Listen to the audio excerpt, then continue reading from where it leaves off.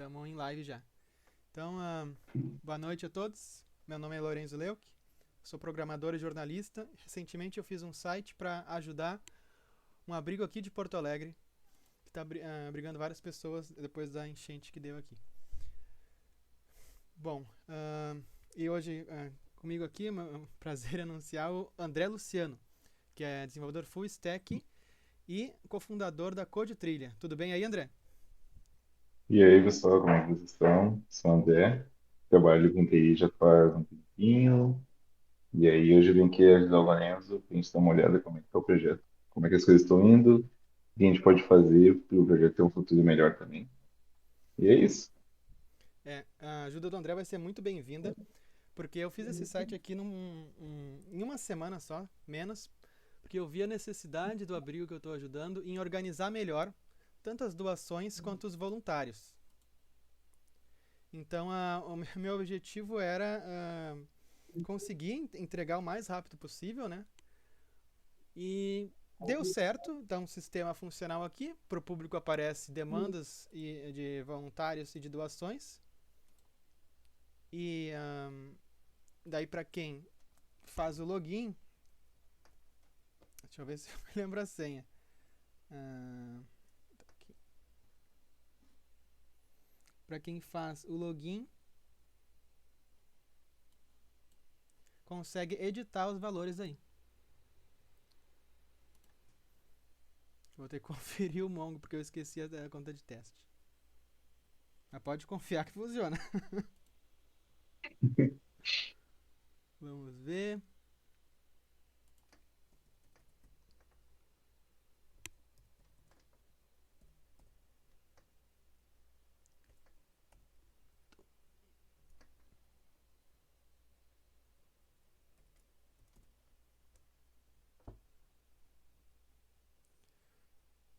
Beleza. O princípio é como eu falei.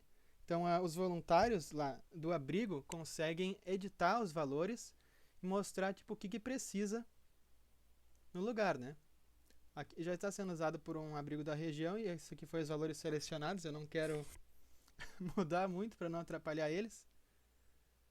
Mas é bem simples assim de usar. Selecionar uma área que precisa, por exemplo, pessoal voluntários da área da saúde. Daí bota aqui. E caso tiver uma área, uma doação que não está listada, dá para adicionar nesse outro campo aqui. E no momento em que edita, então vai ter a tag da data, né? Tipo, ó, a última atualização foi ontem às 10h28. E agora então eu quero mostrar para ti, André, as decisões que eu tomei para botar esse projeto no ar, né? Eu até estou com um projeto aberto aqui no VS Code, então eu vou escrevendo aqui. Ideia inicial: ajudar os abrigos na organização de doações e voluntários. Entrega rápida. Porque essa Eu era uma gostei que, demanda que. tipo, pelo Oi? que eu vi, não, eu gostei que, tipo, eu dei uma olhada no projeto antes, foi coisa bem rápida, assim, só passei por cima. E, cara, ficou um MVP mesmo, né? Tipo, eu criou ali a base e botou pra rodar e tá funcionando. Eu achei isso aí Exatamente. muito útil. Inclusive, isso é um conceito muito importante na informática, né, André? O MVP, que é mínimo, como é que é? Minimal Viável Project é basicamente criar o mínimo para o teu produto atender o que precisa, ah, de um jeito rápido. Aí tu Exatamente. entrega o conceito e a base do projeto, e aí tu pode alimentar a ideia em cima disso. E é muito comum a gente ter que fazer projetos assim no mercado de trabalho, né? Exatamente. Entregar rápido e Acredito só pra. bastante que dia a dia de empresa também, né? Acontece bastante isso. Surge uma ideia, aí tu precisa implementar em produção rápido, porque vem da área do produto, fazendo uma solicitação. Aí tu põe essa ideia em produção e, com o passar do tempo, a empresa vai alimentando a ideia, né? Exatamente. E tanto que o importante é, em primeiro lugar, tu provar o conceito, né? Então, eu não quis fazer algo muito complexo, assim, muito rebuscado no início, porque eu nem sabia se isso seria útil para o abrigo, para os abrigos em questão, né? Eu queria primeiro entregar um projeto inicial para ver se é usado, se realmente tem essa demanda. Então, assim, eu tomei as decisões técnicas, assim, voltado para isso, para esse MVP, que foi, então, a arquitetura escolhida, o MERN, que é Mongo, Express, React e Node. Tá? Todos esses aqui são ferramentas que se usam para fazer websites. Então, o Mongo é um banco de dados, Express é um middleware de Node, que lida com a parte da lógica dos sites, React é o front-end e o Node é o do back-end também, né, que ajuda a fazer a lógica, a comunicação com o banco e tudo mais. Exatamente. Eu escolhi esse framework. Basicamente, a gente usa o Node, né? Isso. Basicamente, a gente usa o Node rodando o JavaScript no back-end, né? Ele usa o mesmo motor ali que o navegador usa, para a gente poder construir nosso back-end com JavaScript. É.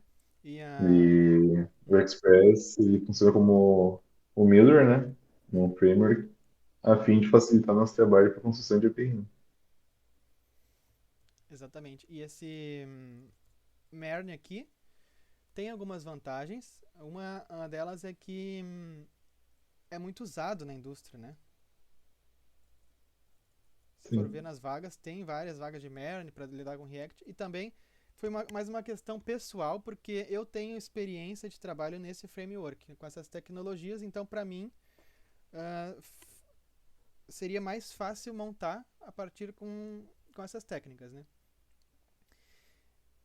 Essa foi a escolha, então, do stack que eu fiz.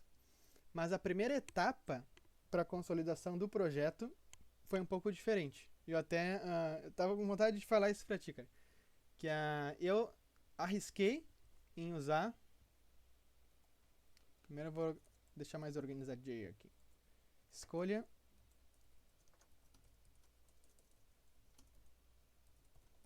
do stack. Daí a minha próxima etapa foi uso de IA. Eu não sei se tu tá ligado, cara. Hoje já tem ferramentas de IA que arriscam tentar montar projetos sozinha. Sério? Sim, eu. Na verdade, eu tô tão focado no meu projeto pessoal que eu acabei desligando um pouco do que tá acontecendo no resto, assim, sabe? Aí, tipo, essas coisas de IA aí, eu tô acompanhando o básico, assim, do dia a dia, né? Usar o Gemini ali, ChatGPT e tal. Mas a fundo mesmo eu ainda não consegui parar pra ver. A gente já tá se organizando pra conseguir estudar isso um pouco mais pra frente também. Porque aqui não é o futuro, né? Com certeza, não dá para ignorar os avanços da IA, tanto que tá progredindo muito rápido, né? Toda semana agora vai ter uma ferramenta nova, algum recurso que vai ajudar a vida do desenvolvedor. Mas a questão é que já tem até tentativas da IA substituir o desenvolvedor, né? Mas a minha impressão usando essas ferramentas é que a gente ainda está longe desse ponto, porque assim, eu testei as duas aqui, que elas têm o mesmo princípio. Tu faz um prompt inicial, descrevendo teu projeto. Uhum. Então, eu botei aqui, em linhas gerais, que eu queria um site mobile first para organizar doações e voluntários de um abrigo. Daí eu fui descrevendo passo por passo todo o stack que eu já comentei aqui, né, o MERN e tal. E Uhum. algumas lógicas de negócio também, ó, tem que ter autenticação, tem que ter um CRUD básico. E Foi bem show. eu insisti 2 horas nisso aí, nessas duas ferramentas, e não deu resultado. Tipo assim, as duas conseguiram, no máximo, criar uma pasta back-end e front-end com alguns arquivos lá. só que não setaram os projetos, não, não foram a fundo na lógica de negócios. Então, assim, eu não vou dizer que foi uma perda de tempo, porque me fez pensar sobre o projeto, né? Só que não satisfez aí tipo, todo Ah, e que ainda, o... querendo ou não, na construção de projeto, ainda a gente tem alguns casos que são muito difíceis, né? Às vezes a atualização de algum framework ou alguma coisa que não está batendo com outra ferramenta que você está usando. E aí, meio que acredito fortemente que, tipo, aí ainda não atende esse tipo de caso. É, eu concordo, porque parece assim que o desenvolvedor humano tem uma certa intuição, assim, e até uma insistência, uma teimosia. Tipo, se der erro, vamos lá, vamos arrumar e tudo mais. Essas ferramentas aqui, Exatamente. tipo, essa GPT Pilot, ela não conseguiu instalar os pacotes NPM e quebrou. Então, né, tudo bem, mas né. De qualquer maneira, não deu para iniciar o projeto, mas o Chat GPT foi muito útil para mim para construir a ferramenta ao longo desse período aí que eu fiquei. GPT para tirar dúvidas de código. Assim, aí Foi. também acontece que tem muito caso que é coisa, tipo, tu sabe o que precisa fazer, só que isso leva tempo, e aí tu põe na IA ali e já resolve o kit rapidinho. Aí tu consegue focar no que realmente é importante. Exatamente, parece que funciona melhor quando tu tem instruções claras, né? Exatamente como auxiliar, né? Te Tá. auxilia a fazer o que tu precisa fazer. Até vou complementar aqui. Chat GPT para dúvidas de código e, ah, e se usado com instruções claras, foi muito bom. Então tá, eu tive que meio que aceitar, né? Que não tinha o caminho rápido e fácil para isso, então eu fui setar na mão o projeto e eu comecei primeiro com o front-end. Boa. Eu não sei o que é mais comum, se eu começar com o front ou com o back. Não. O que tu prefere, André?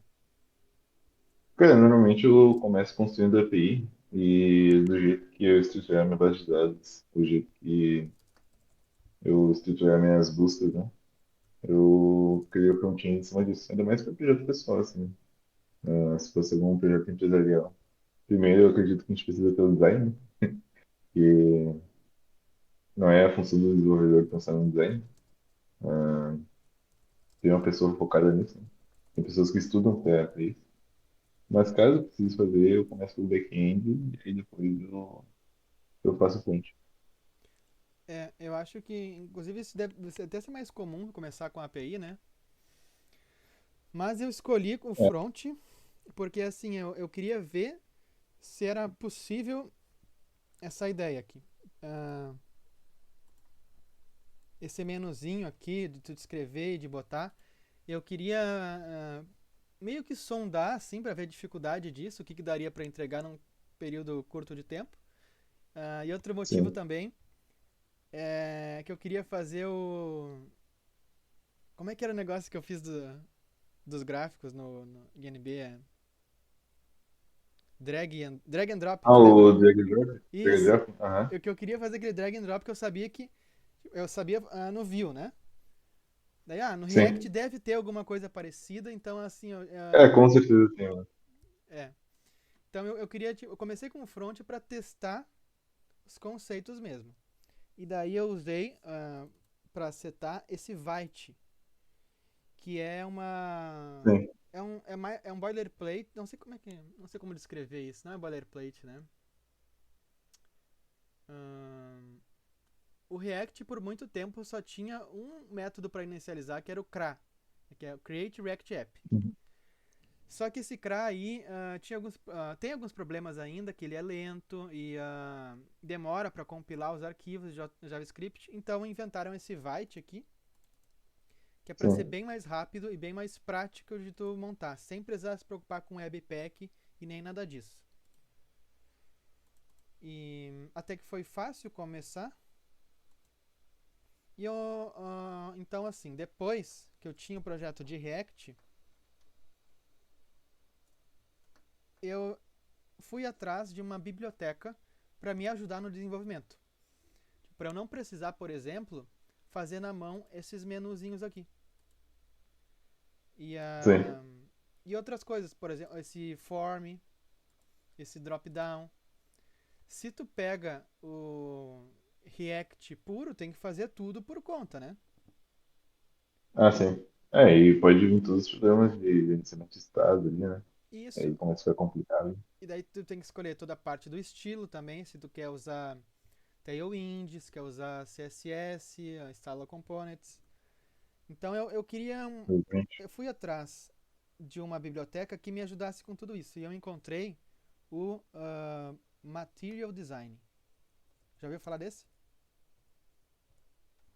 Eu já cheguei a ver, mas não cheguei a mexer. Eu até vou mostrar aqui, que é uma biblioteca faz tudo assim. Que tu vai encontrar lá botão, ah, vou botar docs aqui. Botão, menu, de tudo um pouco, sabe? Entrei no Sim. mesmo site, cara. Que isso? Components. Ah, eu perdi o link. Ah, não, aqui é mesmo. Ó, tá vendo? Isso facilita a vida. Porque vai ter. Já parece bem. Mas sabe, né, que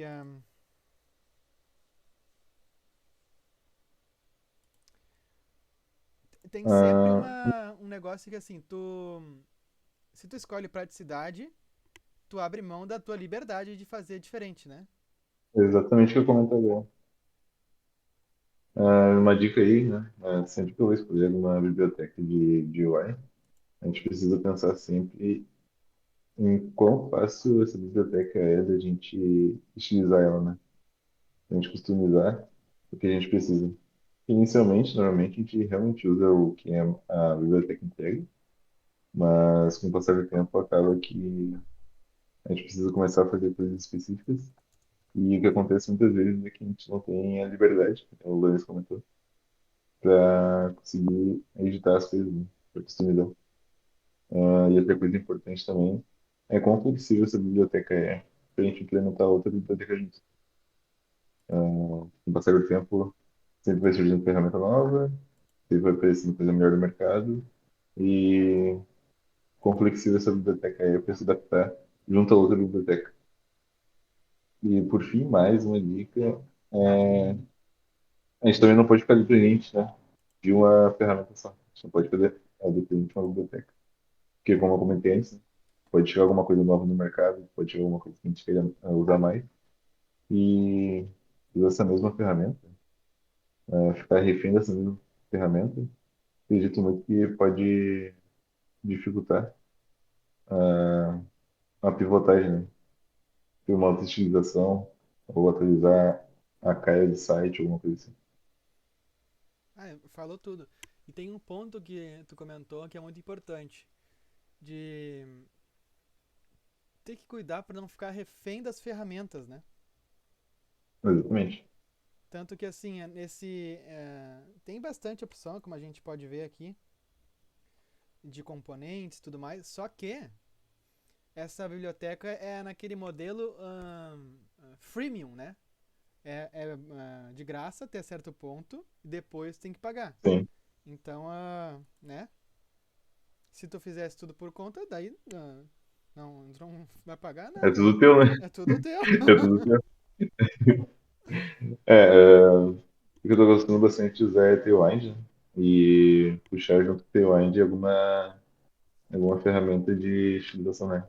Algum, algum UI para poder auxiliar. A gente consegue puxar botão, carrossel, e aí auxilia no que a gente precisa, mas a liberdade de customizar ainda continua sendo da gente. Isso. Daí, inclusive, se tu fizer por conta, tudo, também tem esse lado autoral, né? Porque daí teus componentes vão ser do jeito que tu quer e vai pertencer só a ti, ao teu grupo e Exatamente. tal, né?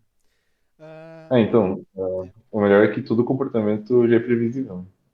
Ou tende a ser previsível, né? Quando é tudo que faz tudo. sim, é. Daí tu conhece o teu código, né?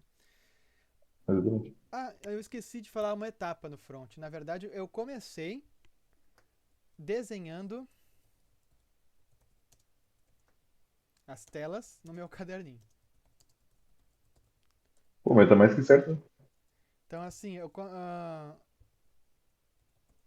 coisa mais básica possível. Eu pensei assim, ó, quero fazer o site tal para organizar as doações. Que telas que eu preciso? E daí eu fui desenhando porcamente, né? Ah, tem que ter um login, tem que ter isso e aquilo. E daí, já que não era nada de outro Exatamente. mundo, daí eu já escolhi esse material design pra encaminhar, né? Sim. É, o que eu costumo fazer bastante é, tipo, eu vou anotando o que que o nosso site precisa. Pô, a gente, logicamente, a gente vai precisar de um login para saber quem que tá acessando. Beleza. E qual que é o nosso produto principal? Qual que é o nosso objetivo? Que dor que a gente quer tirar? E aí eu começo a pensar nas possibilidades em cima disso, né? Por exemplo, aí a gente quer fazer um grid, basicamente. O que que a gente precisa de um grid, né? A gente precisa de algum campo para implementar, algum campo para poder deletar, algum campo para poder editar e um campo principal para poder ver, né? Então, como é que a gente consegue desenhar esse grid? O que a gente precisa fazer? E aí, a partir disso, eu começo a desenhar no caderninho também. O caderninho é lindo. E aí, depois eu vou... Eu acho, inclusive, que essa. Não vou dizer habilidade, mas essa atitude de tu começar prototipando o site e tudo mais, não é natural, né? Tu desenvolve com o tempo. Porque quando tu é júnior, no nível Exatamente. inicial da informática, tu só faz o que te manda. Ah, tá, vai lá e vai fazendo, mas assim, com o tempo tu vê, ó, tem coisas que eu preciso primeiro, como se fosse assim, fazer uma estratégia antes, né? Exatamente. E também tem aquele ponto que, quando é outra pessoa te demandando, fica muito mais claro qual é o teu norte. Quando já vem alguma coisa escrita pra ti, cai no tua mão e tu precisa fazer. Mas agora é quando tudo parte do zero da tua cabeça. Só começar a fazer não dá certo. É muito difícil. É, Acho que tu perde muito mais tempo do que quando tu investe tempo desenhando e pensando e muito real, é. construindo as linhas que tu precisa, né? Ah, com certeza. É uma virada de chave, né? É o momento que tu começa a pensar na arquitetura em si, né? Não só codar. Exatamente. Mas É, enfim, e quando eu começo a pegar um pouquinho mais de experiência, né, também, é, ah, já começa a desenhar já pensando como é que tu tem que componentizar, ou como é que tu vai separar a tua criação. ó, bem isso. Mas assim, a gente tem aqui os arquivos do front e não é nada de outro mundo, assim, esse Vite aí. Toda a parte de compilação, que no Webpack é uma, é uma dura jornada, assim, é só num arquivo. Ó, tipo, Vite config, import react, define plugins, deu, acabou. Daí, o arquivo de main, nada muito diferente também. Tu importa o React, tu seta o roteador, né? Os links aqui, URLs. Tem uma parte de temas, isso aqui é do Material Design. E aqui o teu app, né? Já estamos no app, ainda estamos bem na parte inicial, mas aqui eu já tem coisas que eu fiz apressado. Por exemplo, tem as rotas, né? Quem que tá rindo aí? Então, tu já se especificando aí já um pouquinho assim, né? É, que assim, tem as rotas aqui, doações, voluntários, a página de edição, coisas que eu não usei também, e o login. Mas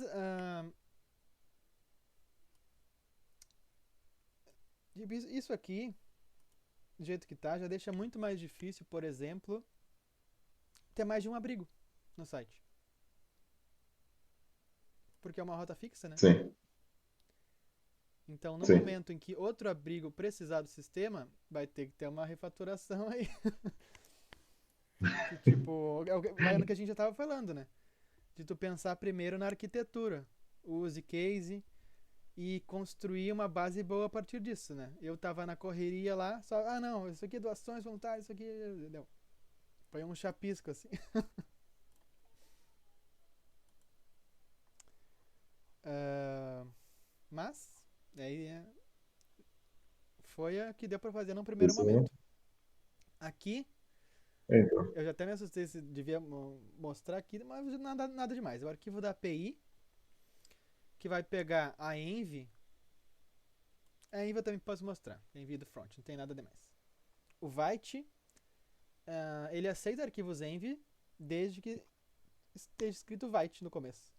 Eu achei isso adorável. Até isso. Sim.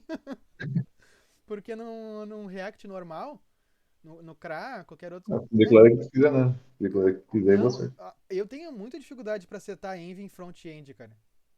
Eu não sei se eu tive azar, mas assim, todos os projetos que eu pego, tipo, tem que fazer uns hack maluco assim.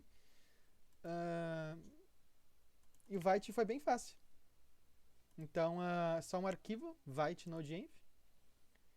Então, o arquivo API, ele vai verificar se está no remoto ou não. Até vou mudar aqui, caso a gente precisar mudar. E ele vai dar o corpo do request pro projeto. Então, daí tem uma divisão no front-end que é as páginas de quem está logado e de quem está acessando para ver as demandas, né? Então é Uhum. gestão e o público. O público, então, é um request básico de ver o que precisa. Vai puxando do banco, né, os itens, tanto doações como de voluntários. Outra questão aqui, que poderia ter sido melhor, é que assim, o que eu calculei? Eu imaginava assim, no futuro vai ser lógica diferente, voluntário e doações. Uhum. Porque, por exemplo, ah, pode ser que as pessoas queiram definir, precisa de 2 pessoas na recepção, 5 na triagem de roupas e uma na segurança. E daí, na doações eu pensei, não vai ter isso, né? Vai ter só precisar, o que vir e tá bom. Então eu fiz 2 arquivos diferentes, só que no final acabou que tem a mesma lógica neles. Então eu acredito que daria pra ser um arquivo só, né? Uhum. Porque tem aquele. Até foi tu que me comentou uma vez. Aquele princípio. Acho que é dry no nome, né? Pra não me lembrar. É don't repeat Nossa, yourself. sim. E de que. Como é que é? É. Não se repetir, né? Uhum. É aquele negócio, não precisa repetir o que não tem necessidade, né? Ah, mas é mais nesse nível de simplificação, tipo, tem bastante coisa que dá pra gente criar interface ou deixar reutilizável, né? Aí precisa bastante. Sim, aí tem vários princípios que assim. Eu lembro que tu falava bastante do Clean Code, né? Do livro do Clean Code. E eu Sim. ficava pensando, nossa, eu vou ler um livro só sobre princípio de programação. Mas a longo prazo, isso faz a diferença, né, cara? Tem algumas coisas que, tipo, que eu não concordo, né? Porque basicamente, não é que eu não concordo, mas eu acredito muito que o Code surgiu de premissas, né, que um grupo de pessoas concordaram. Só que isso dentro de uma comunidade, sabe? Uhum. Só que quando tu tá numa empresa não é uma comunidade, né? Tem 4, 5 pessoas juntas ali. Então, querendo ou não, tu pode mudar as premissas, né? Não precisa seguir a risca as premissas que as pessoas decidirem. Logicamente, elas decidiram aquilo com base no sucesso, né? Do que eles definiram. Mas tem algumas coisas que eu acredito que não tem code assim, não precisa ser seguida a risca. Ou que, pelo menos, momentaneamente, tu precisa saber definir quando usar essas premissas ou não, né? Por exemplo, agora no teu caso aí, tipo, tu tá fazendo um MVP, certo? Uhum. Então, tu não tem necessidade de criar um service com uma interface, aí fazer uma injeção de dependência, criar um repository e mais um GitO para tu fazer o básico, assim, que o que tem aí está funcionando e está produzindo. Só que qual o preço que tu vai pagar disso a longo prazo, né? Ou daqui a 2 ou 3 meses. E aí começa a ficar questionável fazer só do nosso jeito ou seguir o que as pessoas já definiram, né? É. Não, e tem outro lado também que assim, ahn, quando tu tá fazendo um projeto sozinho, não dá tanto problema tu fazer as coisas pela O que tu metade, quiser. assim. Sim. Então, né? Exatamente, né? O que acontece é que acho que acredito muito que a maioria dos problemas que a gente enfrenta, que é normalmente relacionado com outras pessoas mexendo na mesma coisa que a gente. Como é que, como é que a gente faz para tornar algo comum, num senso de, tipo, 5 ou 6 pessoas, com várias linhas de raciocínio diferentes, em um dia a dia corrido que ninguém consegue conversar, né? Tu É, define padrões, mas o que tu define regras, né? Tu escreve um documento e aí é como uma lei, né? Todo mundo segue aquilo, ou deve seguir aquilo. E aí tu pode cobrar outras pessoas em cima disso a partir do momento que você seguir. E também a vantagem, que pra mim a maior vantagem de padronizar, é que tu não precisa mais pensar quando for resolver alguma coisa, porque já está estruturado tudo do mesmo jeito. Então, ex- facilita bastante é, o processo. exatamente. Eu acho que dá pra resumir isso falando que assim, existe um motivo para as convenções existirem, né? Convenções Exatamente. de clean code. São vários, né? Não é só clean code, vamos botar em geral, em boas práticas. Tipo, Exatamente. existe motivos. Basicamente é resultado de uma pessoa que tropeçou muito e agora consegue caminhar, passando a visão de como pra outras pessoas de como não tropeçar também. É.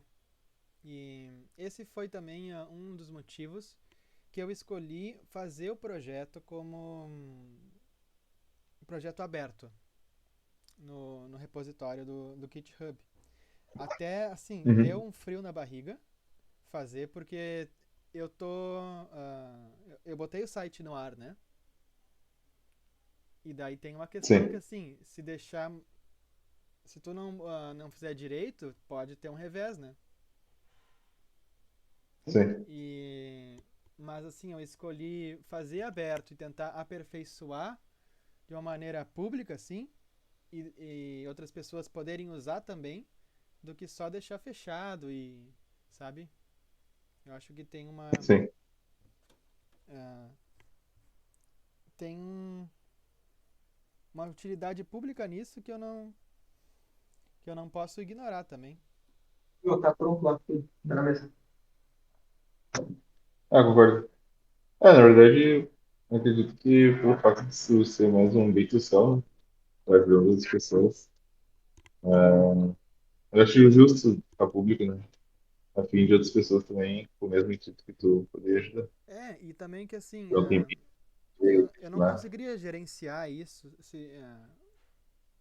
tipo, em todos os lugares, né? Vamos supor que uma pessoa em Caxias do Sul quer fazer a mesma coisa, mas não sabe bem como, está começando na TI. Daí eu acho que é bom, é legal ter um recurso, né? Uma comunidade até, que ajude, que consiga fazer esses sistemas assim Sim, mais rápido e melhor também.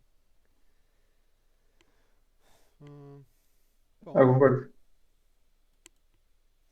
mas enfim, acabamos filosofando e opa, eu vi um barulhinho. Tá aí ainda? Mandar mensagem. Ah, tá. Tô.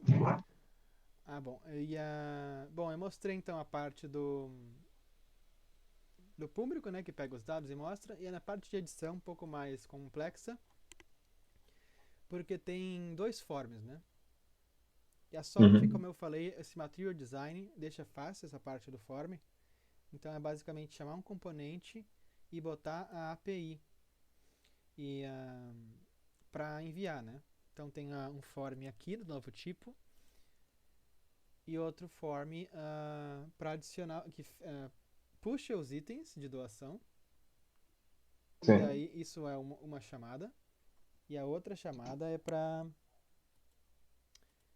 selecionar um item e salvar no display de cada abrigo. Então, e daí tudo isso, como eu falei,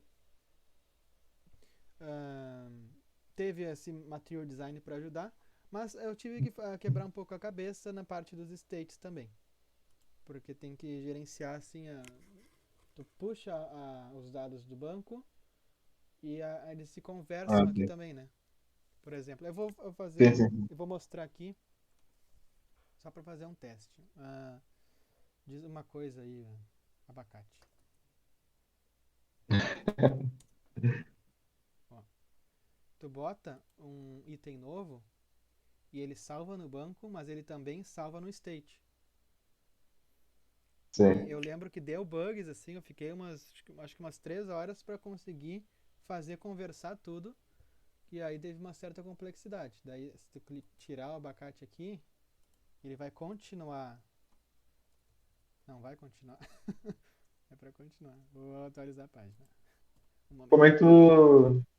Mostra no código como é que tu definiu essa busca do state. Ah, Vamos ver. onde eu defini o state? Ah, onde é que tu tá buscando ali? Bom, Tu tá usando método. a busca é pelo banco. Sim, sim. Selecionar doação. Tanto que assim, Mas, tem, tipo, ah, quando volta os dados, né? o que eu mostrei, por exemplo, eu escrevi abacate e eu enviei. Uhum. Ele ter entrado direto na lista foi o state. Ele ter Sim. entrado nesse drop-down foi o banco. Ah, entendi. O que eu sei que dá pra fazer também é tu lidar com isso usando o use callback, né? Com callback. Ah, é verdade. E use callback e basicamente ele faz uma alteração só quando ele vê que tem alguma. Na real, ele renderiza de novo só quando ele vê que tem alguma alteração nos dados. Então, tu poderia definir só uma função, só em use callback para poder puxar o específico, fazer assíncrono, e tem um use state para atualizar a tela. Aí já resolve. Mas de repente. Ótima ideia, mas de repente com o callback nem precisaria de use state, não? Porque eu adiciono aqui no banco e daí o callback faz com que o React chame de novo as informações. Sim, mas é bom para a gente poder memorizar as informações, né? Ou a rede de objetos que a gente tem. Ah, bom. Eu prefiro mais lidar com objetos do que. O que a gente estava conversando é bem nesse aqui, ó. Handle add doação. É um Ah, patch pro endpoint para botar lá na lista. E daí esse set sim, state é para limpar o input. E daí ele chama de novo as informações que estão sendo apresentadas aqui na tela. sim. Então, foi isso, a combinação dessas duas partes. As lógicas principais do site são essas, de edição e de mostrar os dados. Mas daí a gente entra agora na conexão principal entre o banco e o front, que é o login, né? Ah, Tanto que se não está logado, ele nem mostra aquele menu lá. E boa. daí essa parte, toda a lógica está no navbar, que ele busca o token, tipo assim, tu faz o login aqui, e daí o back-end te entrega o token com a autenticação, né?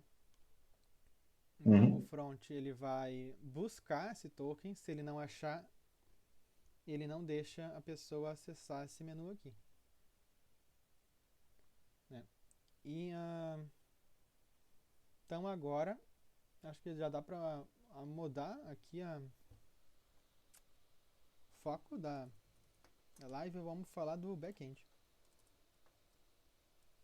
É, Eu vi que tu já deu uma olhada e não gostou do que viu, né? é? Ah, Questão é de que estrutura. JavaScript já é meio complicado, né? Porque, ainda mais na parte do back-end, ele precisa controlar muito bem os dados que transitam. Ah, e o fato de a gente estar usando o JavaScript puro, a gente fica meio cego, né, em muitas situações. A gente não consegue. Dá para prever algumas coisas, né? Uma boa parte das coisas, mas pode vir a passar alguma coisa que a gente não vê em relação a existir ou não existir. A persistência das informações que a gente tem. Ah, também como a gente está deixando esse repositório público, né? Um ponto importante é que como é que o outro dev vai conseguir saber exatamente que objeto está manipulando ou qual o tipo de uma variável. Tu define, por exemplo, um let vazio e o que tu espera o retorno dela. Então, isso são algumas coisas importantes no dia a dia, né? É, e Além disso, também tem mais a parte do uso de memória. O JavaScript ele vai deixar um espaço de memória maior para uma variável que ele não sabe o tipo, certo? Porque pode vir um objeto com, sei lá, um array com 1.000 objetos, ou pode vir só uma string. Então, TypeScript vai auxiliar a gente nisso também, né? e eu acho que tu falou pontos muito importantes. Que assim, como eu comentei, eu tinha que fazer o site rápido, né? Uhum. No front-end, essa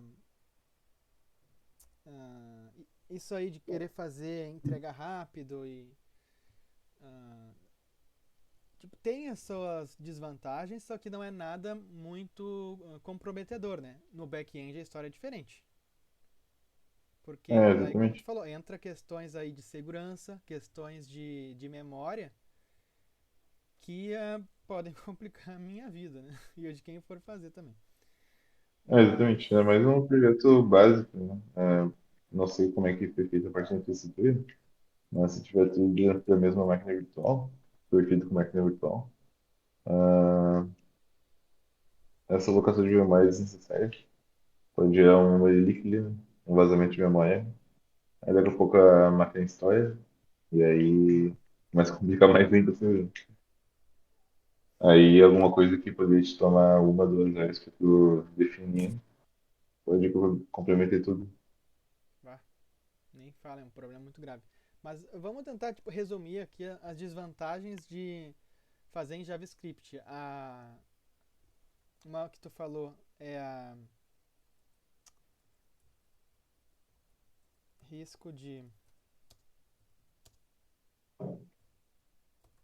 segurança, problemas de memória, né? Ah, sim. Ah, acho que dá pra botar também que dificulta a vida do colega, né? Também acho um ponto importante. Dificulta. O tempo que outra pessoa perde, tipo, tem que catar tudo, é muito grande. Eu vou botar assim, ó, dificulta a vida do desenvolvedor no começo Hum. da agilidade,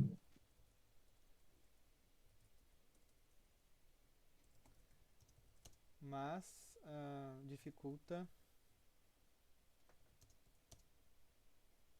o debug e, Exatamente. ah, e o E o dia a trabalho. dia, né? É o dia a dia de quem for trabalhar no projeto. Acho que isso resume bem. E bom, eu até fiquei meio com medo assim de mostrar aqui porque tem o IP da máquina lá, mas a AWS está com questões de segurança e acho que tudo bem. Mas Ah, acho então, que né? Aí não dá pra se gente contar com bom senso também das pessoas, né? De fazer o mínimo É. Mas o que que tu acha? Isso aqui é uma. Isso aqui pode causar estragos? Expor assim esses É, né? EPs no próprio código? É um risco? Na minha perspectiva, sim. A gente não sabe a capacidade que uma pessoa mal intencionada tem. É isso que é foda. A gente nunca sabe qual é o limite das coisas. Então, o que a gente puder evitar de problema, melhor. É, talvez até seja bom não publicar essa parte do vídeo aqui, mas já que é em espírito de revisão, vamos ver. Não, porque eu não sei também, é uma dúvida que eu tinha mesmo, tipo de até que ponto que dá pra deixar tudo público, né? Sim. É, Mas então, né? Pô, isso daí são coisas que quem for mexer não precisa ver, né? Não vai fazer diferença nenhuma, porque antigamente não. uma alternativa seria então botar isso aqui por Envy, de repente? Exatamente. É, então tá aí a dica. A dica mais importante dessa noite, talvez. Não, evitar a exposição desnecessária. Ó. É, Mas tudo que for um pouco mais sensível, dá pra gente colocar dentro da Envy já, né? é, mas assim, vamos dar uma olhada aqui nesse código do server, que Hum. a princípio não tem nada de outro mundo também, né? O CORS é para liberar os requests em outros domínios. Tudo está setado com o Express, de começar o app, de usar a API. Ah, aqui para conectar com o Mongo, né, a partir do valor da Envy. Se não consigo conectar de primeira, dá um retry lá. E daí a lógica do módulo. Volta de preencher, por favor. Oi? Volta, por favor, se quiser dar uma olhadinha. Ah, sim. Inclusive eu até eu posso escrever aqui. Ó. Mongo. Escolhi Mongo.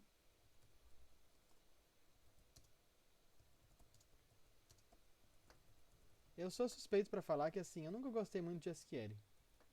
E ainda mais Vai, depois. eu confesso que eu também não gosto. Não gosta? Mas Não, não. eu escolhi o Mongo. E depois que eu comecei a aprender, eu achei maravilhoso, cara. Porque o Mongo, pra mim, não é muito mais do que uma coleção de JSONs. Que tu Exatamente. salva. E tipo, É uma isso. manipulação aberta de objeto. Exatamente. No JavaScript, cara, isso cai como uma luva. Porque JSON é JavaScript Notation Object, né? Foi feito para o Sim. JavaScript.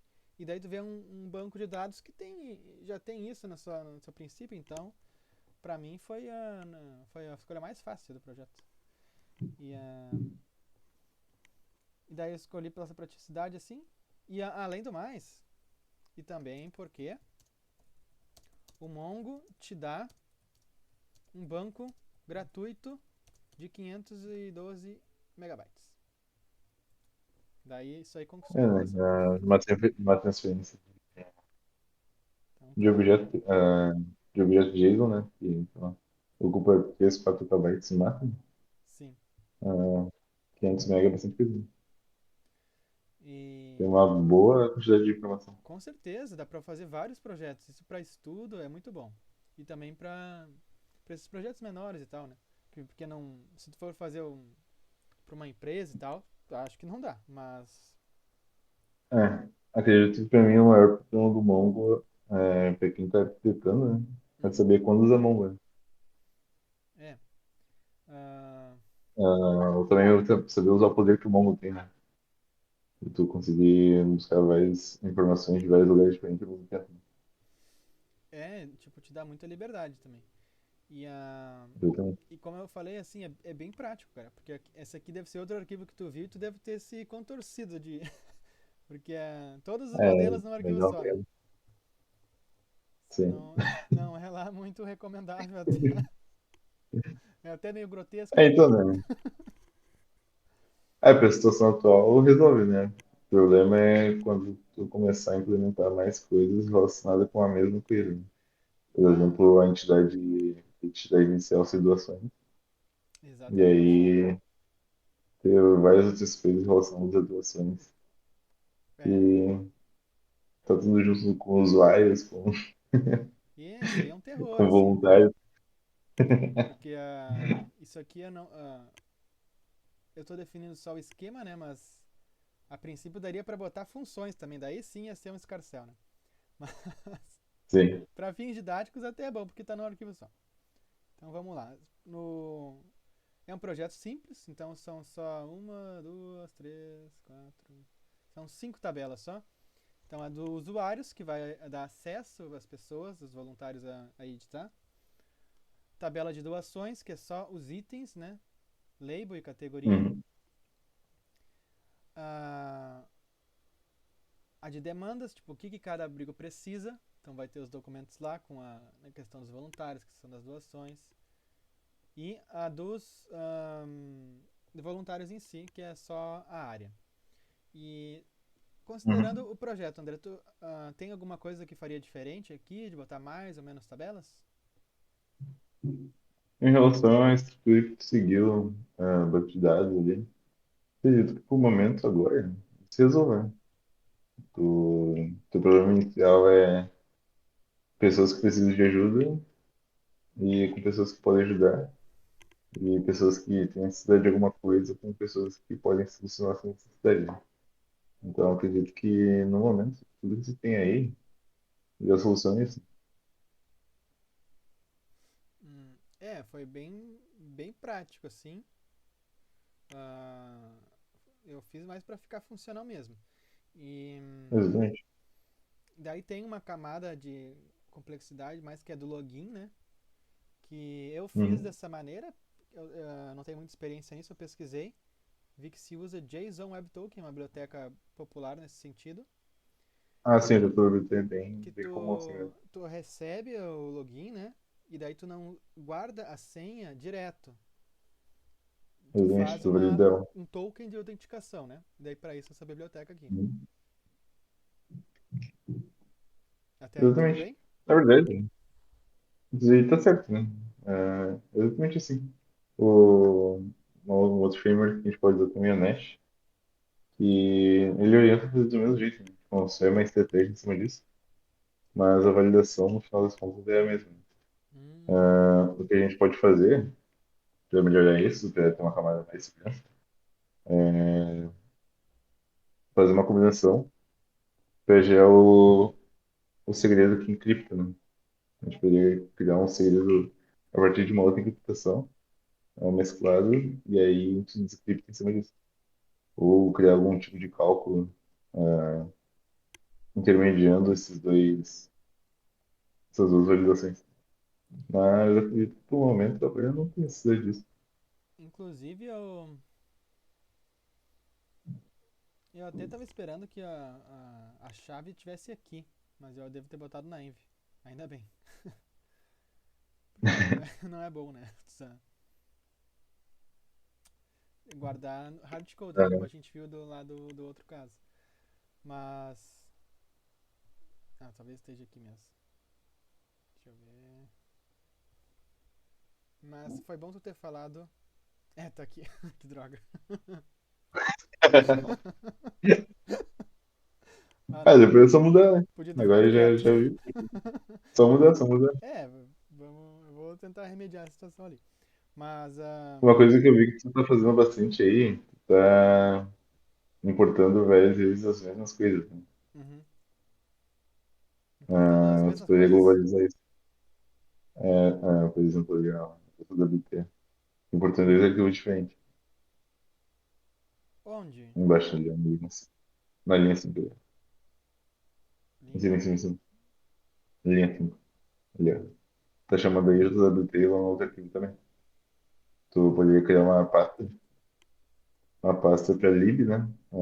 Onde fica coisas que são globalizadas. E aí tu gerencia teu segredo lá. Aí tu não precisa ficar repassando tudo assim. Facilita Então, bastante. como se fosse assim, instanciar no Exatamente, tu server instancia o o JTB. segredo do tudo que precisa para não ficar importando. Exatamente. Boa ideia, cara. Legal. E aí, tu distancia tudo, né? Globaliza. E outra coisa boa também, em cima disso, tu pode criar uma interface, né? Então, vamos supor, futuramente, por algum motivo que a gente não saiba, criar uma outra biblioteca que faz o mesmo trabalho do JWT com alguns benefícios. Então, tu pode simplesmente mudar e não vai afetar a tua aplicação. Ah, Tu cara, centraliza o teu programa. genial. E duas coisas que tu falou que eu acho que são muito importantes. A primeira questão das interfaces. Tipo, tu criar uma interface, já entra assim, todo um cuidado que eu não tive assim de pensar no design patterns que eles chamam, né? Sim, os padrinhos. De tu pensar como que tu vai organizar teu projeto, se tu vai ser OOP, se vai ser factory.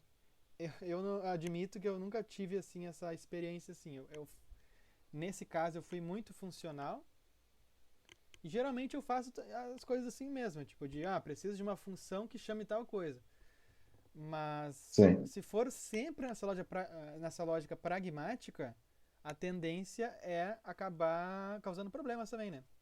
Porque daí tu repete o sim. código, É, daí tu é, tem toda essa sim, questão. o JavaScript ele é bastante funcional mesmo, né? A gente comentou que faz bastante coisa funcional. Tu ali, clica, decide, acabou.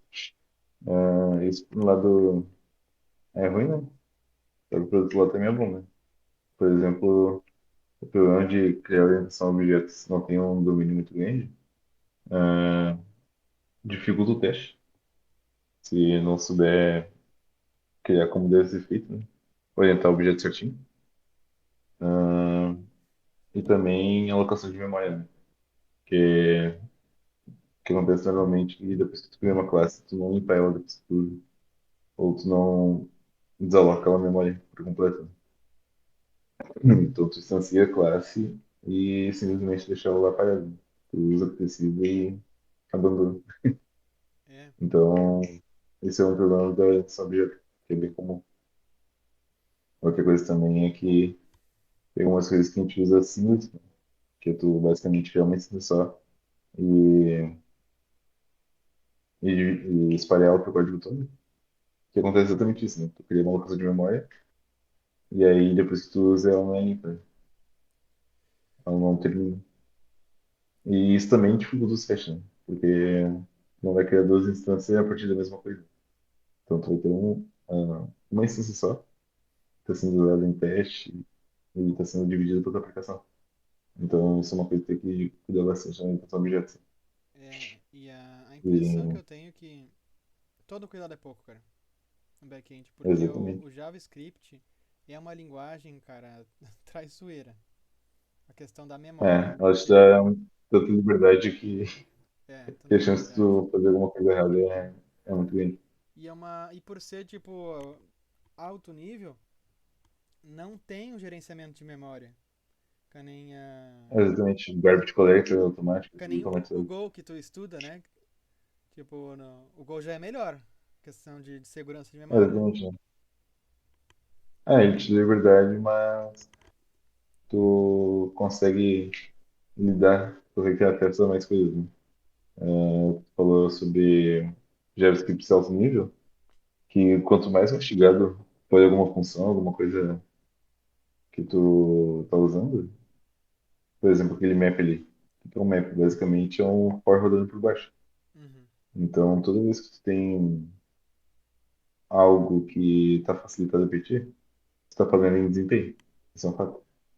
E se tiver assim algum programador de júnior para pleno vendo esse vídeo aqui, futuro, evite o uso de map em produção. Evite, evite. Porque cara, isso aqui Tem que. deixa eu ver, deve ser 100 documentos, tá? Não tem problema, tá? Foda-se. Mas se tu tiver num projeto que tem 100 mil, cara, esse map aqui, ele não roda um por um. Ele pega todos ao mesmo tempo, velho. E dependendo do que for, Exatamente. pode assim gerar um. O que tu pode fazer? Tu pode gerar um paralelismo em cima disso. Se É, tu Basicamente, tu vai pegar, vai criar vários bets, né? Vai criar várias partições desse mapeamento e tu vai rodar todos eles em paralelo, né? E aí JavaScript simula o paralelismo. E aí tu consegue rodar 200, 300 mil linhas de objeto ah, em, tipo, 2 ou 3 segundos. Sim, ainda mais assim, essa função aqui dentro é simples, só entregar, né? Mas se for uma função mais complexa, pô, o risco de cair produção numa brincadeira dessa é muito alto. Então, É, então, tu tá botando todo o processamento de alguma coisa dentro de um map. é foda, cara, né? E também o map tem um outro problema, que como é que tu para o map? Já parou pensando nisso? O que tu faz pra parar o map? Acho que não tem como, né? Tu vai ter que lançar um throw, né? Basicamente tem que esperar o map para ele poder parar de processar. Ah, E isso é algo que tu tem um domínio, né? Se estiver usando um for.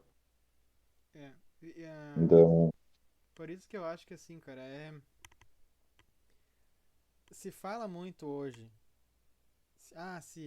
do fim da programação, né? Que a IA vai vir aqui e vai sim. substituir.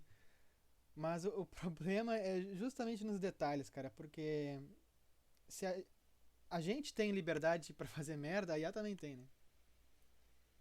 Então, Exatamente. eu acho que sempre vai precisar de algum profissional, alguma pessoa que tenha conhecimento de causa, sabe? Que, eu consigo fazer essa função aqui por map. Só que talvez não seja uma boa ideia. Tá entendendo? Sim. Tem a nuance, tem o É, acho que detalhe em que. relação a IA, para mim, acho que o que mais impacta são atividades do dia a dia e são totalmente fora da curva, né? É, Entender uma regra de negócio totalmente do zero, a partir da ideia de uma pessoa, do contato com uma pessoa com outra, e tirar uma ideia, um negócio em cima disso, acho que é bem complexo. mas assim, eu queria passar aqui, então por cima, o que seria esse arquivo assim, é controlador, modelo, API, tudo junto. O ideal seria separar em três arquivos diferentes, né? Mas, mais uma vez, é ruim, Sim. mas na questão didática é até interessante, assim, porque a gente consegue ver a arquitetura do negócio. Então, vamos ver lá. Já define os endpoints aqui com Express, tem GET, tem PET, que cobrem todo o funcionamento do site que eu nem mostrei antes. E daí aqui vai no que eu estava falando do Mongo, que o Mongo é extremamente prático. Então, assim, os Uhum. esquemas são definidos no outro arquivo lá. Para tu pegar ele, acho que eu peguei Mongoose aqui. Mongoose, mas o Mongoose e o driver nativo do Mongo é quase a mesma coisa. Então, assim, tu importa o esquema, método find. Tu quer filtrar? Não. Então só bota um objeto vazio e aqui eu quero só o label, sem o ID. Lim é para botar como formato objeto mesmo, sem essa parte do Mongo. E daí para transformar em array é esse mapzinho aqui. Então assim, para mim essa combinação Express mais Mongo facilita bastante a vida. E tem alguns detalhes aqui do tipo, preciso do patch aqui para enviar esse caso aqui da doação nova, né? Então bota no body do request lá no front, manda, para criar documento no Mongo, esquema.create. E daí tu bota o objeto, cara, que tu quer. É maravilhoso isso. E Então, ah, essa desconstrução ali, eu não gosto muito de fazer ela de primeira, assim, né? Porque ele te garante que esse dado existe. quem garante que se cria ou não? Não, que te garante que o dado existe. Doações aqui? Que te garante que ele não está indo uma defined de banco de dados. Ah, sim. Só tem E um outra try coisa catch, né, também, pra... exatamente. Só que é algo que poderia contornar, né? Que eu poderia, tipo, ter um retorno. Tu E tá além com, disso, né? com TypeScript, então Tá vendo ali? seria melhor? Sim, Boa. não deixa de primeiro, assim, por exemplo, falar, tipo, e falaria, tipo, provavelmente essas doações vêm da frente. Entendi. Logicamente, né? Também a partir da tipagem que tu criar, né? Mas possivelmente vai ser uma DeFi, né? Tem uma grande possibilidade. Então, a gente poderia criar uma condicional ali, né? Pra gente iniciar isso. Se existir, e a gente validar o cliente de doações, a gente não sabe. Que se fizer o acesso direto pela rota do banco, pela rota da API, a gente pode mandar o que a gente quiser ainda. A gente não está validando o tipo do objeto que está indo, É, ou da informação, o valor que tem. Então, isso abre uma brecha para o problema ali. é, é bem o que tu falou, tipo, o TypeScript, ele te garante, assim, mais E traz uma confiabilidade, né? resiliência, né? Isso, Exatamente. com certeza. E, bah, é outra vida mesmo. Mas, mas o princípio aqui do back-end, então, na minha visão, foi a combinação do Express com Mongo, que assim, eu aprendi a programar com Python. Daí no Python tem muito essa coisa assim de. É fácil tudo. Carregar os dados, usar, sabe? Ah, É sim. questão Então de tem ferramentas para linhas. tudo no Python. Isso, não é arquivos, é linhas. Tu carrega, tu usa, tu faz o processamento, pô, num arquivo só. Então, pra mim é importante assim essa praticidade. Só que a web é diferente. Tipo, porque não. As coisas não carregam no teu computador, né? Carregam no navegador, carregam no servidor. E tudo isso exige um cuidado que tu não tem como ignorar, né? Exatamente. Ah, Exatamente. É que meio que a situação sai do teu controle, né? isso. Quando tá carregando no navegador de outra pessoa. Principalmente no front-end. E sem contar que É, outras pessoas vão usar, né? E muitas não bem intencionadas também.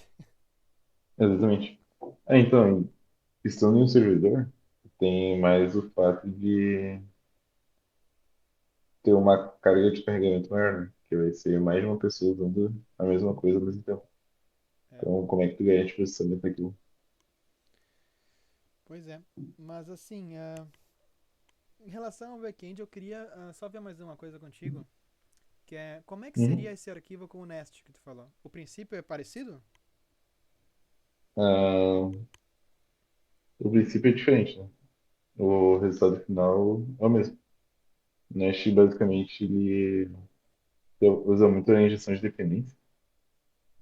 Então, se quiser abrir a documentação, que a gente dá uma olhada aí. Claro. Ah, meu Deus do céu, que na verdade. Ah, esse navegador é meio Frankenstein. É, Esse aqui mesmo? é, exatamente. Ele usa muita injeção de dependência para garantir que a gente esteja implementando exatamente o que a gente necessita, né? Hum, Aí, ó, Dependency Injection.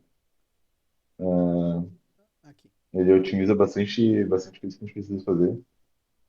Ele usa muito decorator também, ó. Esse arroba injectable, decorator, arroba module. Então, tu Ah, pode, basicamente, opera com módulo, né? Tudo que é um seria módulo. certo falar que o Nest te obriga a pensar em design patterns? Sim, ele já. Como é um framework, né? Essa é a maior, pra mim, uma das principais diferenças de um framework com uma lib, né? Por isso que eu falo que React é uma lib. Ah, um framework, ele te traz uma estrutura, ele já te traz um norte. E uma lib, basicamente, te deixa fazer o que quiser, né? Se a gente quiser, a gente consegue construir uma aplicação React design na mão, rapidinho. É, E com o framework, a gente tem um pouco mais de trabalho para fazer isso. Porque ele já tem uma estrutura, ele tem algo a seguir, né? é interessante essa discussão, assim, né? Tem gente que fala que o React é lib, a gente fala que é framework, mas eu acho que, assim, Sim, independente do que for, o React meio que é bom. norte é bom. O React norteou o movimento o desenvolvimento do JavaScript, né? Porque se tu vê Sim, por baixo dos panos, aquilo é só JavaScript. É um monte de JavaScript bem condensado. estruturado. Só É. que hoje tu não consegue pensar desenvolvimento web sem o front-end, sem essa lógica dos states, sabe? Que isso do React acabou indo para outros frameworks, né? Aqueles que tiveram É que essa. acredito que não tem mais o porquê a gente pensar sem isso, né? É, Hoje em dia as pessoas estão com um dinamismo maior para fazer qualquer coisa, né? A gente entra num site, a gente quer que o site carregue em 3 segundos. Como é que tu vai garantir esse processamento exatamente. rápido E tu quer que seja, sem tudo seja gerenciamento de estado responsivo, né? Tudo interage uma coisa com a outra. responsivo, Isso. real time? Então, como é que tu vai garantir essa transferência rápida de dados a ponto do usuário conseguir ver na tela, né? Isso. Então, assim, vou botar aqui, o melhor seria usar Nest. Ah, não sei se melhor, né? Mas. Porque basicamente deixa uma bazuca, né? Tipo, tu vai ter, sei lá, um forno pra assar um pastel. Eu vou botar assim, o ideal seria usar Nest. É que até eu tava pensando numa coisa que tu falou, né? Tu comentou ontem, tipo, é legal o Nest. E daí eu fiquei pensando assim, mas eu, o site tá sendo usado só por um abrigo. Talvez um que outro também vão querer usar. Não vai ter muita demanda. Só que Sim. é legal, eu acho que até é importante fazer um sistema que possa ser usado em outros contextos, né? Por É, acho que exemplo, melhor do que fazer um sistema é ter o sistema ele ter a capacidade de ser usado em outros contextos. Assim. isso exatamente a Tu capacidade. conseguir expandir o sistema a ponto de conseguir atender mais de 2, 3, 4, 5 abrigos ao mesmo tempo, sem ter problema, né? Exatamente, assim, porque assim, por mais que nós talvez não vamos precisar do Nest, talvez em outro contexto uma ONG queira usar o repo para ajudar também na sua cidade, enfim, nunca dá para Exatamente. imaginar tudo que pode, né, todas as repercussões das coisas, né? Então Exatamente, ainda mais a situação que tá agora. é legal fazer bem feitinho. É, tu deixa flexível pra um desempenho maior. É bem importante. De- Vou botar assim, o ideal é usar Nest para melhor desenvolvimento e escalabilidade. Acho que não sei se necessariamente o ideal, né? Mas acho que uma boa alternativa. Beleza, uma boa. Eu acho que é isso, não, mesmo. Só tem uma etapa final que prometo que é rapidinho, que é a questão Manda. da Mas infra, começa por mim de boa, né? da infraestrutura, que Ah, isso é, foi aqui legal. eu penei, cara. Eu penei. Infraestrutura. Cara, eu te confesso que tudo que eu mexi com infraestrutura até hoje foi a fim de resolver o problema. Nunca consegui para Apple de fato estudar de verdade. Eu manjo algumas coisinhas ali, mas tudo de entrada, né? Só o É, básico. eu queria passar por Mas, cima, uhum, porque eu sei menos que tu. Tanto que foi a primeira vez que eu mexi nisso, assim, pra levantar um site e tal. Eu nunca tinha me uhum, levado a esse ponto. Então, assim, Docker, né? Docker nos dois projetos. Quer dizer, é um projeto só, uhum. mas nos dois projetos NPM. Tem o Dockerfly pra cada. Uhum. Então tá, Docker do back-end e Docker do front. Então, Beleza. aqui não tive muitos problemas nos arquivos Docker individuais, porque foi assim, definir um node, a pasta do Tá. principal, puxar as É, aí tem infras. alguns problemas, né? É? O que pode melhorar aqui? Sim. Tá. Vamos começar pela versão do novo. Tá. A versão é uma versão também deprecada já, né? É um de 14. Botar A gente 18? vai depois. Eu acredito que o 20 seria bom. 20? Já tem 20? Já passou do 20. Tô desatualizado. Ah, beleza. O que que eu vejo aí, né? Você tá passando um ARG para tu poder para tu aceitar um Node.inf, certo? Uhum. Só que isso daí tá de boa. Só que tem outros métodos de a gente fazer isso, né? A gente não precisa definir assim. Tu pode definir o env diretamente lá pelo GitHub Action. Hum, tá. E também tem como tu fazer tua aplicação entender internamente como quando tiver em produção. Ah, boa. Isso aí. Outra coisa também, tu está usando um npm install aí. Tu não precisaria necessariamente usar um npm install, tá? Isso aí é só uma dica, no caso. Por quê? Tua aplicação não vai ter persistência de nada, né? A gente não vai ficar persistindo muita coisa. No caso, na hora de instalar, assim, pô, nossa, se mexer nessa dependência que vai estragar tudo. Então, tu poderia usar um npm CI também, que ele processa muito mais rápido. Que ele é baseado no teu package lock. É assim? Então ele pega as versões. Aham. Ah, legal, não sabia. Ah, ele pega as versões que estão no package lock, ao invés de pegar do package base. Beleza. Então vai ser todas as versões fixadas do que tu já tem e vai lá e instala. É um processo muito mais rápido. Outra coisa também, a gente não toca por dentro do env, por dentro da imagem, o, o ponto .env, né, .env, porque isso compromete a segurança. Tu meio que tira totalmente o propósito de ter um .env. Não copiar pra dentro? Como assim? Mas daí como é que faz pra pegar as Exatamente. informações? Tu pode passar como argumento na hora que tu for rodar o projeto. Ou tu pode passar pelo GitHub Action também. Hum, e... Ah, e também tem outros jeitos de fazer isso, né? Mais seguro. E também, uma coisa que é bastante usado é multistage para construção. Põe independente for no Google. Vou tentar. Ah, Docker File Multistage. Que basicamente tu roda uma versão de build Isso aqui? e em cima dessa versão em cima dessa versão de build tu roda uma versão de produção.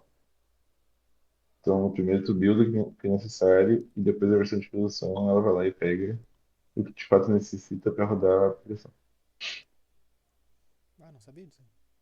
Bem interessante. É, isso é bem legal. Então, qual é a vantagem disso, né? A gente vai diminuindo o tamanho da nossa imagem, vai diminuir o tempo que vai rodar o nosso CSD. E aqui tá certo Node ou tem que ser Node mão? Mas deu certo mesmo, é Node boa sorte. Beleza.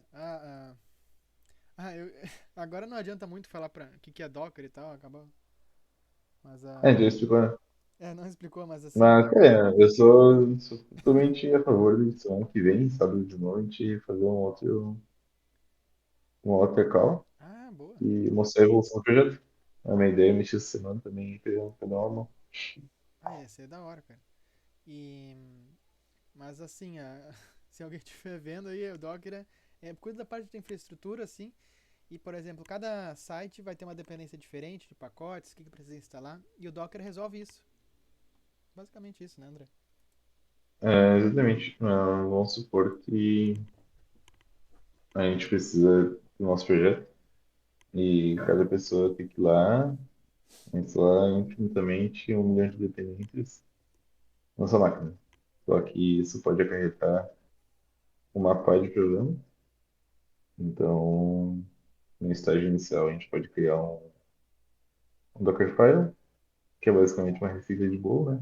Uhum. A gente segue o Docker em si, ele vai seguir de cima a baixo a ordem disso, e para executar e criar nosso container.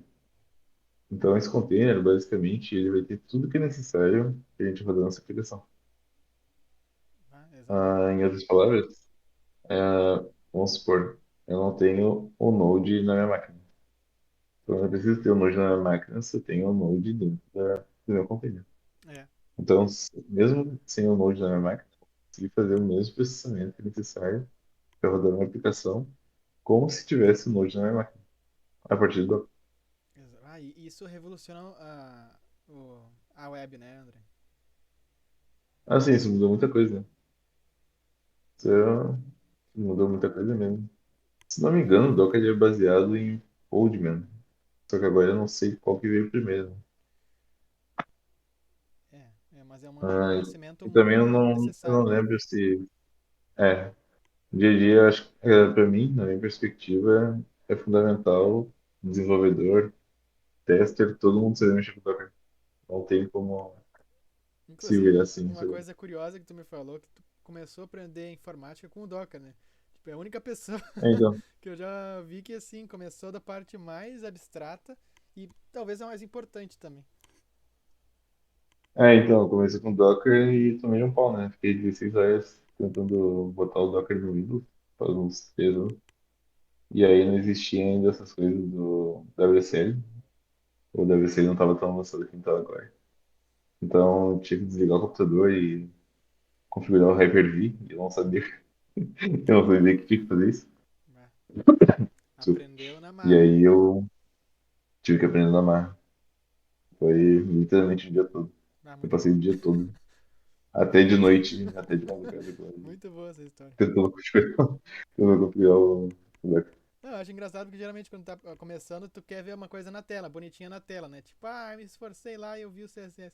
Mas tipo, tu se Não, esforçou a fui lá e full mexi e lá. tu viu Não. só, tipo, o Docker, instalado com sucesso. Eu, sim, eu me lembro que eu li um Docker PS e fiquei tipo, tá, eu preciso do Space. Vai muito obstinado. Mas, É aqui que eu tô. mas enfim, daí o front aqui, consegue ver se tem alguma coisa estranha, uma coisa errada aqui nesse? Sim. Ah, o front é o mesmo princípio do back-end ali, né? Como é uma aplicação em JavaScript e ambos rodam no servidor, né? Uhum. Então, basicamente, vai precisar da mesma coisa para rodar, né? Só que aí tem uma questão que tu. Eu não sei se tu tá usando esse Dockerfile em produção, tá? Sim, sim. Tá rodando como dev. Tá rodando como dev? Ah, Então, ele verdade. baixia. Que saiu do package.json aqui. Tem que botar prod aqui. Então, né? Tem que rodar como produção. Tem que buildar e rodar como produção. Tem vários detalhes aqui que eu vou falar um pouco depois, pra você tá na De repente AWS. mostrar semana que vem a evolução do projeto, né? A gente Não, evolui na acho semana que agora, ali. tipo, a gente já tá no final aqui. E daí, assim, no Dockerfile, nos serviços, setar essa parte aqui pro projeto, ok, pra cada Dockerfile, né? Mas o que eu me ferrei Uhum. foi na comunicação desses dois containers. Tem que abrir o network, né? Isso, É, daí tem quando que tu abrir o abre o network. network, basicamente tu cria uma rede que tu permite um container É, comunicar com outro, né, pra mim foi difícil. internamente. Que daí era só no localhost que funcionava, daí eu buildava e não dava. Mas enfim, daí foi para a fase final, que é Uhum. AWS, né? Daí assim, eu usei o free tier da AWS, que começa com algumas opções pré-definidas. A primeira é escolher um tipo de máquina. Eu escolhi Amazon Linux e eu me arrependi, porque dá para escolher Ubuntu. Dá pra escolher literalmente o Ubuntu, né? Dá para Debian escolher direto. Ubuntu Server. Daí assim, eu pesquisei até qual a diferença Amazon Linux e Ubuntu Server. Daí eu li num fórum lá que Amazon Linux é melhor porque tem mais documentação. Só que é diferente. Por exemplo, para setar o Docker daí, documentação Que não tem alguns. Que oficial do tem Docker algumas coisas em um, não não tem funciona. outras coisas. Cara, os comandos É que estão lá que a no questão Docker, é essa. né? Tipo, é É sudo que o apt, Docker teve uma atualização, né? isso. O Docker teve uma atualização recentemente, né? Não, os comandos oficiais lá estão no por Ubuntu, né? E tipo sudo apt, Uhum. não sei o que, get key. Então, nesse Amazon Linux não funcionou. Eu tive que ir atrás, dei sorte até de instalar pelo programa que eles usam lá, que é o sudo yum Docker. Ah, sim. Mas assim, Ah, tá. Viu? Ah, e foi mais alguns comandos lá, não lembro agora, mas assim, quase que engambelou lá. E daí eu não me lembro do que eu me baseando. eu também não sei. Mas daí o port da máquina foi o FreeTier, micro T2, eu acho. E é uma máquina com pouco armazenamento também, e acho que e 1 GB de RAM. Então até por isso que eu não fico muito preocupado assim, expor e tal, questão da segurança, Uhum. porque é tudo bem pré-definido os limites lá, tanto que se passar dessa cota do free tier, está configurado para notificar e parar o serviço. Então não é bem assim uma Boa. coisa estudantil assim essa categoria da Amazon lá. E então setada a máquina, daí precisou configurar o security group, né? Uhum. Group e abrir os ports. Qual que deu o problema? Acho que assim, o último problema chatinho desse setup é que esse byte aqui, por padrão, ele funciona no port 5173. E daí eu abri lá e pensei que estava tudo feito carreto, só que na verdade não. Porque no momento em que eu fui atribuir o DNS no route 53, outro serviço da Amazon, né? Não deu certo. Sim.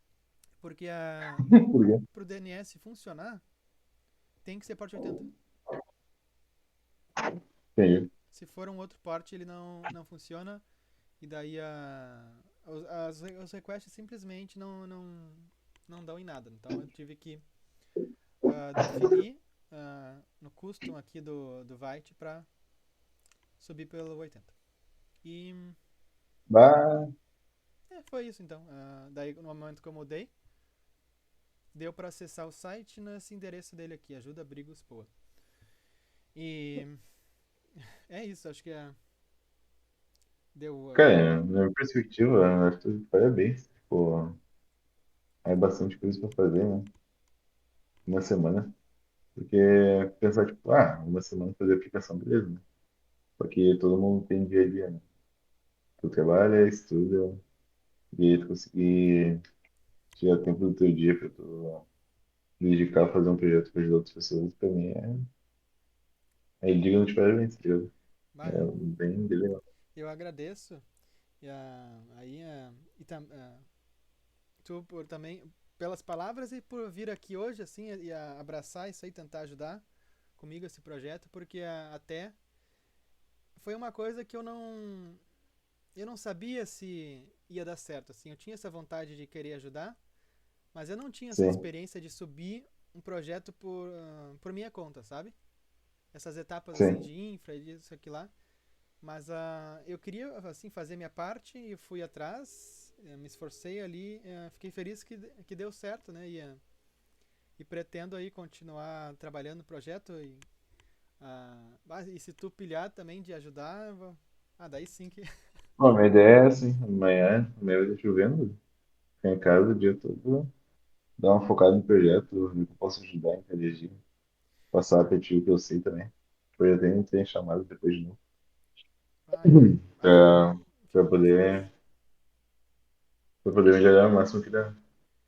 Eu fico muito feliz com então, saber, porque daí a gente combina ah, duas coisas boas, né? Que é essa parte social de fazer a nossa parte e também do ensino, né? Que tu tá focado nisso aí. Até, inclusive, eu queria que tu falasse um pouco do projeto que tu começou, que é o Code Trilha. Como é que as pessoas podem Ah, tem. acessar e ver, assim, como é que é. Então, basicamente a ideia surgiu com o Filipe, né? A gente tinha ideia já de criar nossa startup um dia, só que a gente percebeu que a maioria do conteúdo que tem hoje em dia para pessoas que estão iniciando na área de tecnologia, são muito limitadas a apenas o desenvolvimento de software, né? Normalmente falam, tipo, ah, já comecei em TI, e aí começa já pelo JavaScript. Mas normalmente uma pessoa não tem nem ideia de como é que o computador funciona, ou o que é a internet de fato, ou como é que as coisas se comportam embaixo dos panos. E aí simplesmente vão lá e põem JavaScript para as pessoas aprenderem. Na minha visão, isso não é certo. Não foi assim que eu comecei. E pelo fato de eu ter começado diferente, eu já percebi já que isso me deu um pouco mais de vantagem em relação a algumas vezes até para competir em vaga, né? No meu último trabalho agora, isso foi uma coisa que comentaram também, pelo fato de eu saber bastante sobre coisas além só do desenvolvimento de software, né? Mas que estão relacionadas. Então, nosso foco vai ser em pessoas que estão começando em TI. E é isso. A gente está agora também em fase de construção do projeto. E a ideia é no futuro a gente começar a expor mais a nossa plataforma. A gente está criando a minha página, tá buscando pessoas para começar a interagir, entregar feedback para a gente, como é que é o nosso trabalho. E é isso por enquanto. Ah, sensacional. Ainda mais porque se pensar que vocês três têm uma experiência profissional muito boa, assim, né? Sempre foram atrás e evoluíram, estão evoluindo ainda o conhecimento e essa iniciativa de compartilhar essa experiência aí para mim é incrível. Ah, Exatamente. E também, para mim, é uma coisa que complementa bastante também, e acredito que diferencia a gente ah, dos outros competidores é que a gente entende o background de pessoas que não têm tanto acesso a recursos, né? A gente veio de uma zona periférica também, zona norte de Porto Alegre, né? Então, a gente sabe como é que é estar na pele da pessoa que tem, sei lá, 40 minutos por dia para estudar, ou às vezes a internet é ruim, ou o computador não funciona direito. Então, a gente está bem focado nessas pessoas, porque literalmente no mesmo lugar que a gente saiu, né? A gente estava nessa posição também. E conseguir mudar de vida com tecnologia é algo que acredito que todo mundo que quer entrar no mercado deve ter essa oportunidade, né? ah, Então é isso. com certeza, isso aí é muito, muito admirável, assim, da parte de vocês trazer então essa iniciativa aí e pra seguir, então, tem o Instagram, tem o TikTok e o YouTube, né? Tem quase, acho que todas as mídias. Estamos todas as mídias já, tem Ah, LinkedIn muito bom. também, mas a gente não está alimentando lá muito ainda. Mas estamos aí, né? E no futuro vai ter cursos também, né? E para o pessoal quiser fazer. Exatamente. A plataforma está em desenvolvimento. Ah, genial. Então tá. André, agradeço mais uma vez por participar aqui do projeto. E aí desejo tudo de bom pra ti e pros meninos aí. Foi igualmente, igualmente. Muito obrigado. Todos envolvidos. Tudo nosso. Beijo. Bom final de sábado. Então tá, valeu aí, E um é nóis. abraço. Valeu. Abraço. Falou.